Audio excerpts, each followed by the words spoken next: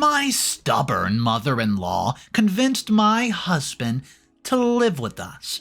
That's right, she's going to be moving in, and it gets way worse than that. Because my sister-in-law's involved with this, and guys, I'm telling you right now, I'm going to lose my mind. Since moving to the countryside, I can say that my relationship with my husband has improved.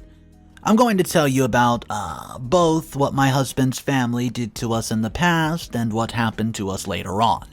Before moving to the countryside, we used to live close to my husband's family in the city, and we were constantly near his unmarried sister and mother. His mother and sister would frequently visit our house, and I used to cook for them. And since they constantly asked for money, we ended up giving them some. However, after a while, my husband and I began to argue about this because I was, uncomfortable with his mother and sister constantly taking advantage of us. My husband's someone who values his family, so he would always defend his mother and sister. He would explain that they were family and that we should help them with what they needed. But I'm sure that when we needed help, his mother and sister would not assist us. As it turned out, one day my husband's sister, Lois, managed to persuade my husband to do something for her. Even though I was against it, my husband agreed because it was Lois's request, and she ended up putting my husband into debt. Then she didn't even help him pay off the debt. I overheard Lois's talking behind my back to our neighbors, and she even came to me and accused me of things. Thanks to Lois, our neighbor stopped talking to me, and his mother constantly questioned the work I did at home and the meals I prepared, and she would even go as far as rummaging through our bedroom. Unable to tolerate this any longer, when I explained the situation to my husband, he said that he didn't want to talk to his family and that he wanted to put some distance between himself and them. He was very upset about the betrayal and regretted not listening to me. Because of these events, my husband and I decided to move to the countryside. Being away from his mother and sister for months had a positive impact on our relationship, and we were also slowly paying off the debt. I wasn't hoping to see his mother and sister again. It's been exactly 6 months, and since we decided to move and our peace and tranquility remained intact, one day my husband came home from work looking very tense, and I could tell that something bad happened. However, my husband expressed his desire to talk to me about his mother and sister. This was the last thing I wanted to hear. I didn't want them in our lives anymore, and his mother had called my husband, explaining that Lois needed treatment outside of the city due to some psychological issues, and asked if we could help. My husband said that her voice sounded very unpleasant, and she apologized for everything. From my husband's attitude, it was clear that he wanted to forgive them, but I could not bring myself to do it. They wouldn't even think of calling us if they didn't need something, especially not to offer an apology. My husband talked at length and with great sadness, trying to persuade me to allow them to come. I didn't want my husband to be so upset, so I eventually agreed to their visit. We had a large house and a good life in the countryside, however, the possibility of their arrival potentially disrupting this life scared me. Nonetheless, if my husband believes and trusts that his mother and sister are better people now, then I don't want to be prejudiced and hurt people. His mother and Lois came to our home, and so far everything seems fine. I have not witnessed any disrespectful behavior from them, and I hope it stays that way. My husband leaves for work early in the morning, and I work online, so I spend my day in the home office. In the evenings before my husband returns, I prepare dinner, and Lois has offered to help with cleaning, so she cleans the rooms one by one, and his mother assists me in the cooking. These changes are very new to me, and I'm having trouble adjusting. I wish I could say that my husband was right about their change, but my initial thoughts were accurate. Their true nature has revealed itself, and during the first month of their stay with us, they acted helpful, and then they stopped doing anything. His mother criticized me daily because I worked from where I sat, and when my husband returned from work, everything seemed fine. Every night when I went to bed, it just felt like something was missing from my jewelry drawer, or that there was a shortage in the place where I kept my money. Even though I suspected Lois, I didn't want to be unfair or jump to conclusions. I didn't want to upset my husband again, but I felt that I needed to have the conversation with him. When my mother-in-law and Lois went shopping, I called my husband and talked to him and told him to take a break from work. I explained to him what his mother and sister had been doing in his absence. However, my husband simply did not believe it. So I waited for the opportunity to talk to my mother-in-law, since my husband was angry with me. After about an hour, my mother-in-law and Lois came home. While Lois wandered around the house, I took my mother-in-law aside and told her that, their behavior was unacceptable and that if it continued, I would have to ask them to leave. My mother-in-law replied that my husband would not allow it and accused me of making empty threats before going to her room. I felt useless and powerless, so on my way to my room to calm down, I overheard my mother-in-law and Lois's conversation. Once I realized the topic of their convo, I started to record it. This time, my husband would have to believe me because I have proof. You see, my mother-in-law and Lois were planning to steal our savings, and my mother-in-law was explaining to Lois that gradually taking the money would be easier. I was shocked by what I heard, but the worst part was when my mother-in-law discussed how to access my husband's savings account. I felt so sorry for my husband at that moment, and I just wanted to go to my room and cry. When their conversation ended, I quietly went to my room crying, and I noticed that the drawer where I kept my jewelry was slightly ajar. I thought I might be mistaken about my money or jewelry being missing, but now I was sure due to both their conversations and what I saw. I had to tell my husband and get rid of them. In the evening, when my husband came home, I gathered everybody in the living room and played the recording of the conversation. I could not tolerate my mother-in-law and Lois staying at our house any longer. My husband was absolutely shocked by what he heard, and then he erupted in anger. He pulled me aside and immediately kicked his mother and sister out, not even allowing them to collect their crap. The next day, we went to court and filed a case, handing over the audio recording to the police, and Lois had taken out a loan for the house and could not steal from us, so she could not repay the loan. As a result, she lost the house and was left with debt, and both she and my mother-in-law were also slapped with a hefty fine by the court. I felt truly relieved because throughout my marriage, they had constantly made me unhappy and just strained my relationship with my husband. Anyways, guys, what do you think about this situation? Top comment from the original post, comment number 1. I was saddened by the fact that your mother-in-law turned out to be such a person. Even if you tried to tolerate it, what she did was absolutely wrong, so I support you. It's incredibly audacious for her to just behave this way, trying to steal money from you even after you moved. I hope your mother-in-law and sister-in-law don't come across anyone else like this. I just hope that you're happier with your husband now. Comment number 2. You've strained your relationship with your husband's family, and instead of being more solution-oriented and constructive, you've acted quite vindictively towards your mother-in-law and sister-in-law. If they didn't have needs, they probably would not resort to theft. Have you considered that they might be too ashamed to ask for help? In my opinion, you're the one being selfish. Update number 1. I was genuinely surprised by the negativity in some of the comments regarding the accusations that people have drawn from what I wrote, which they believe to be true. I want to say the following: if my mother-in-law and sister-in-law had been in a difficult situation and simply asked for help, I, as a daughter-in-law, would have done my duty.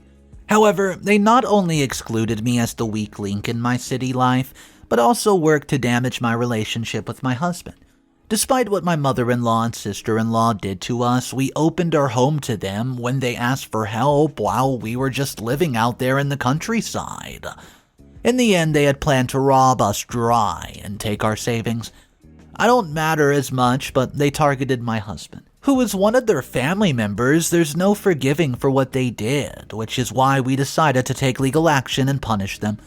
I was deeply saddened as well, but it was a huge disappointment for my husband because he was betrayed by his own family. His trust in people has been shattered, and the peace in our home has been disrupted. Especially Lois, hiding her debts from my husband, putting him into debt, and then planning to steal his money is truly frightening in a time when even a family member is a threat to one's life and property. It's hard to know who to trust.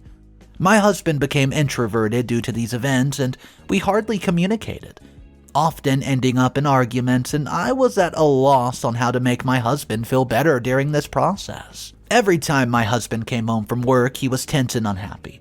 When I tried to talk to him, he would either ignore me or respond with a short, dismissive sentence. I cooked his favorite meals every evening, but he wouldn't even look at it.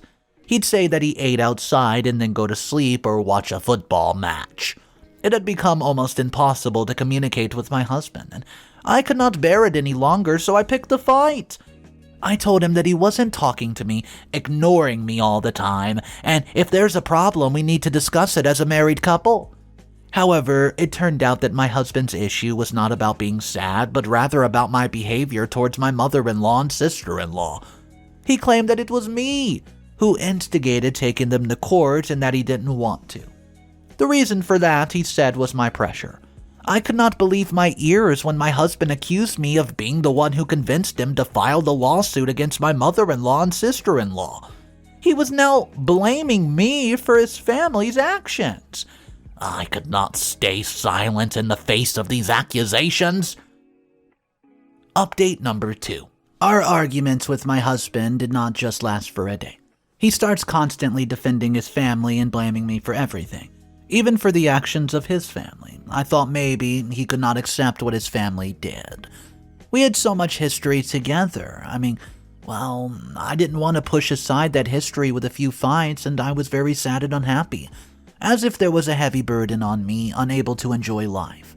The strained relationship between us was affecting me terribly, and I played the voice recording for my husband again, and this time he said that we should sit down and talk things over.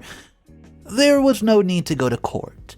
I was starting to get tired of him not taking responsibility for what he did and still just blaming me.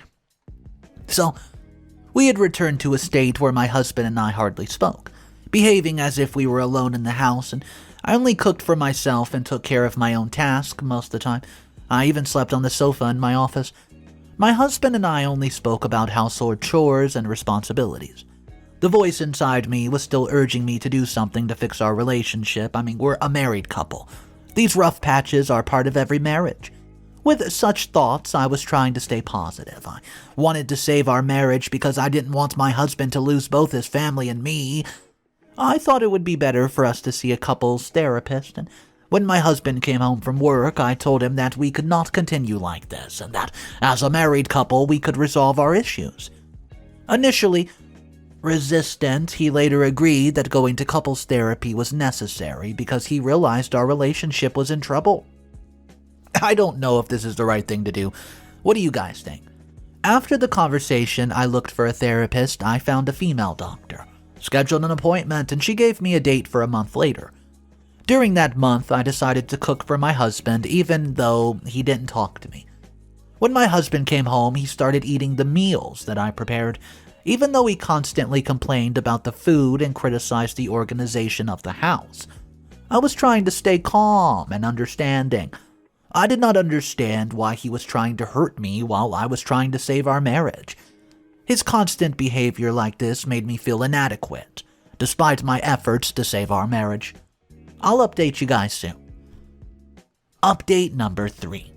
I mentioned that we went to a therapist, and when we went to the therapist, the doctor started asking us questions and had us fill out a few surveys. My husband consistently gave opposite and aggressive answers to the questions about me. When the doctor asked us to talk about significant events, I could not help but talk about how my husband's mother and sister had done so many terrible things to us. I told the doctor about the constant harassment and exploitation and how they turned the people in our neighborhood against us. Despite living close to each other in the city, I explained that after these incidents, our arguments about my husband's family began and that we moved to the countryside to end these disputes. However, even after moving, my husband's family continued to follow us, trying to steal from us and take our savings, leading us to take legal action. The doctor stated that my husband's family had caused significant harm to our marriage, and that therefore we needed to completely cut off communication with them. My husband came tense after hearing what I shared, and when the doctor spoke in a similar manner, he became very angry and starts to scream. He expressed his anger about how I spoke about his family, claiming it's disrespectful that every person, could make mistakes and so on. The doctor tried to calm my husband down. explaining that the purpose was not disrespect, but to talk about things that might be wrong and increase awareness. However, my husband did not listen, stormed out of the room and left, and the doctor continued the session with me, explaining that my husband's aggressive behavior was normal, due to his family being with him for years and the recent betrayal causing internal turmoil for him. She advised me to be patient and wait for my husband to clarify his feelings, if I wanted our marriage to do well. After the session, I went home directly and calmly discussed what happened in therapy with my husband. However, he starts telling me that he had resumed talking to his mother, explaining that mother-in-law needed us and that his family could not pay off so much debt. His overly forgiving nature was damaging our marriage, but he seemed oblivious to it. From these conversations, I realized that my husband did not care about me at all. He always blamed me. Despite all my patience, he was talking about forgiving my mother-in-law and sister-in-law again, as if we had a significant budget to pay off their debt. I'm really tired of these selfish people. I think I'm making a mistake trying to save our marriage. Update number 4. Due to my husband's perverse and disrespectful behavior, I'd grown distant from him. I could not be as eager and compromising in the second therapy session, as I was in the first at least, and when my husband noticed my calmness, he strangely set aside his tension and started speaking to me in a more calm manner. The doctor, based on what my husband shared, addressed the injustices that he's done to me in this marriage. Although my husband initially responded angry, he apologized later, expressing remorse and a desire to make things right. Frankly, his sudden behavior just, didn't make me happy, as my efforts had seemed in vain for so long at this point, and my enthusiasm was waning. I grew tired of our marriage, and especially with my husband being so dependent on his family.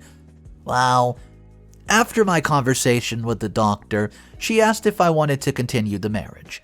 I hesitated because my husband was overly dependent on his family, constantly trying to give a significant portion of our budget to them.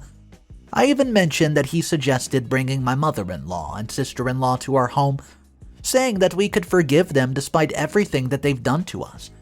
In response, my husband became very angry, shouting at me aggressively, saying that I would not understand the situation because I didn't have a family. This statement was the last straw, and on top of everything, he threw my orphan status in my face, as if he hadn't hurt me enough. Although the doctor tried to explain that my husband's behavior was causing more harm to our marriage, I didn't want to endure this situation any longer. I could not allow somebody that I love to just constantly degrade me. Despite the doctor's gratitude, I left, and being home before my husband threw out all his belongings and called a locksmith to change the locks. Unable to enter the house, my husband starts to scream, apologizing and even crying in the front door. However, I could not tolerate his emotional manipulation any longer. I'd been enduring his family for years, and with his actions, my soul felt constricted. I think the doctor told my husband I would simply file for divorce, that I didn't want to see him again, and that he could happily live with his family without further interference from me, so I ended the conversation, and throughout the month, he constantly came to my door intoxicated, shouting and causing a scene in the neighborhood. His behavior frightened me, so I reported him to the police. After obtaining a restraining order and filing for divorce in the courts, the judge found my husband at fault and approved the divorce. A huge burden was lifted off my shoulders. Final update. Hey guys, I told you about my divorce from my husband, and yes, I divorced. I got a dog for my home since I didn't want any more relationships, and I also go to the gym every day now. I've built a beautiful, healthy life for myself with the money that I've earned, and I take better care of my skin, dress up, and it feels like I've just been reborn. Here's the real news for you. My ex-husband, because now I'm a single woman. Anyways, my ex-husband took on his sister's debt and then got sentenced to public punishment because he could not pay it back. When I heard this, I said, thank goodness we got divorced. Because if we had not, he probably would have used my efforts to cover his family's mistakes and debt. Since I don't have a family, I was constantly belittled by my ex-husband's mother as if I were an incomplete woman. But my ex-husband's family being in his life turned out to be his downfall. It's ridiculous to think that I needed a family to have a good life or be a good person. I'm good enough just the way I am. I don't know if I should feel sorry when I look back at my past and see my mistakes, but the real mistakes were not mine. It was my ex-husband and his family who made significant wrongs and ruined his life. While they suffer, I can enjoy and move forward happily in my own life. I hope you support and stand behind me in my divorce because I believe that women should support each other in these matters. By the way, my ex-husband's still trying to get back to me, sending letters. Well, I guess he'll never learn. I'm not his mother. I'm not his sister. I will never forgive him. Alright, so we see ourselves in this story's predicament. It looked like OP had no choice but to go ahead and record the conversation. Her husband wasn't believing her. What else was she to do? She was stuck in a hard position with the mother-in-law and the sister-in-law of today's story, and I can't help but ask you guys this. If you found yourself in this exact position, what would you have done? Today's story had a lot of family drama, some petty moments. I just want to know your thoughts about it, guys. Thank you for joining me on today's video. My name's Mr. Reddito, and yes, I narrate stories like this every single day. You can find my playlist in the description below, which actually has some of my favorite stories of all time. Also, check out my other channels as well. I hope you guys have a great day, and just remember, it's cool to be kind. I'll see you tomorrow.